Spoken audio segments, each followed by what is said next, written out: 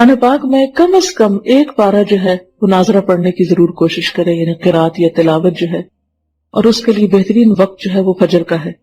اگر آپ صبح کے وقت اٹھتے ہیں تو سحری کے وقت میں 2 اہم کام کر سکتے ہیں۔ ایک تو استغفار کی کثرت، یعنی اس وقت کی تسبیح آپ استغفار کر لیں۔ آپ اگر اس وقت مزید نفل پڑھنے کا وقت نہیں ہے، سحری لگا رہے ہیں، کام کر رہے ہیں، گھر والوں کو جگا رہے ہیں اور کچھ نہ کچھ کام آپ کی ذمہ ہے، تو چلتے پھرتے استغفار کو لازم کر لیں، کیونکہ تیسرے پارے میں آپ نے پڑھا تھا سحری کے وقت وہ استغفار کرتے ہیں، تو اس وقت آپ کثرت سے استغفار کریں۔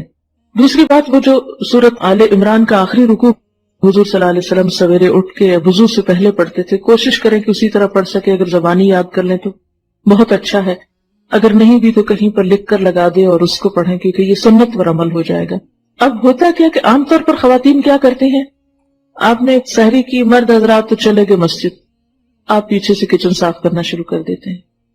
کچن ہو جائے گا صاف، ہٹ جائیے وہاں سے، آئیے مسواک بہت اچھی طرح کیجیے اور اچھی طرح وضو کیجیے اور طویل فجر کی نماز پڑھیے، کیونکہ نبی صلی اللہ علیہ وسلم فجر کی نماز ساری نمازوں میں لمبی پڑھتے تھے۔ افسوس یہ کہ ہمیں قرآن کا اتنا حصہ یاد نہیں، لیکن جو بھی لمبی سے لمبی صورت یاد ہے اس کو اس میں پڑھنے کی کوشش کریں۔ دوسری چیز جو اس سے پہلے کرنے کی ہے وہ تلاوت قرآن ہے۔ ان قرآن الفجر کان مشہودا، اس کو مس نہ ہونے دیں، جتنی توفیق ہے۔ جو لوگ زیادہ تیز پڑھ سکتے ہیں وہ کم از کم پارہ پڑھ سکتے ہیں، زیادہ بھی پڑھ سکتے ہیں۔ تو سورج نکلنے سے پہلے تک آپ کیا کریں، فجر کی نماز اور تلاوت میں وہ وقت گزاریں، اور بہت عبادت کا بہترین وقت ہے۔ پھر اس سے پہلے کہ سورج طلوع ہو آپ کیا کریں، صبح شام کی دعائیں جو ہیں مسنون اذکار وہ کر لیں۔ صبح شام کے مسنون اذکار یعنی وہ دعائیں جو نبی صلی اللہ علیہ وسلم صبح شام پڑھا کرتے تھے، آپ مسنون دعاؤں کی کسی بھی کتاب سے لے سکتے ہیں۔ اس سلسلے میں ایک کتاب وَإِيَّاكَ نَسْتَعِينُ کے نام سے الہدا سے شائع کی گئی ہے۔ اس میں ان دعاؤں کی سند، فضیلت، پڑھنے کا طریقہ اور اردو اور انگریزی ترجمہ بھی موجود ہے۔ تو اگر زبانی نہیں آ تو آپ دیکھ کر پڑھ لیں۔ پھر کیا ہے کہ سورج نکل آیا، اگر اس وقت آپ تھوڑا سا اور انتظار کر لیں یہ ذکر اذکار کر کے، تو 2 نفل جو ہے وہ پڑھ کے پھر آپ اٹھیں۔ لیکن اگر بیچ میں آپ کو بچوں کو اسکول بھیجنا ہے یا کوئی اور کام کرنا ہے تو آپ وہ کام کر سکتے ہیں، کر کے آ کے 2 نفل ضرور پڑھ لیں، کیونکہ وہ جو 2 نفل ہیں وہ دن بھر کے لیے کافی ہیں، آپ کو اللہ تعالیٰ بہت سے آپ کے کام اپنے ذمے لے لے گا۔ اس کے بعد پھر تھوڑی سی ہلکی سی دعا کر کے پھر آپ کچن میں چلے جائیں۔ اب آپ دیکھیں گے، اب آپ جو کچن میں جائیں گے برکت بھی ہوگی، راحت ہوگی، دل کی عجیب خوشی ہوگی۔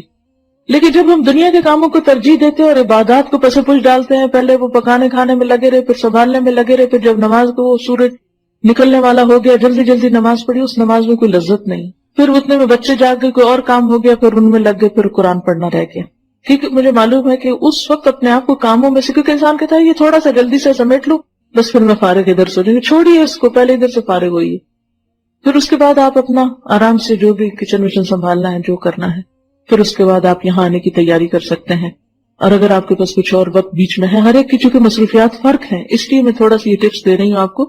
ہو سکتا ہے آپ اس سے بہتر پروگرام رکھتے ہوں، لیکن شاید میرے جیسوں کو کچھ ضرورت ہو اپنے آپ کو روٹین میں اس طرح لانے کی، تو آپ کوئی کتاب پڑھ سکتے ہیں یا ذکر اذکار چلتے پھرتے کر سکتے ہیں، گھر کو سمیٹ سنبھال لیجیے، پھر آپ آ جائیے، پھر آپ یہاں قرآن پاک سنتے ہیں۔ کیونکہ علم کے رستے پر ایک ایک قدم جو انسان نکل کر آتا ہے اس کا بے پناہ اجر ہے، اور مل بیٹھ کے جو ہم پڑھتے ہیں اس کی ایک اور ہی برکت ہے۔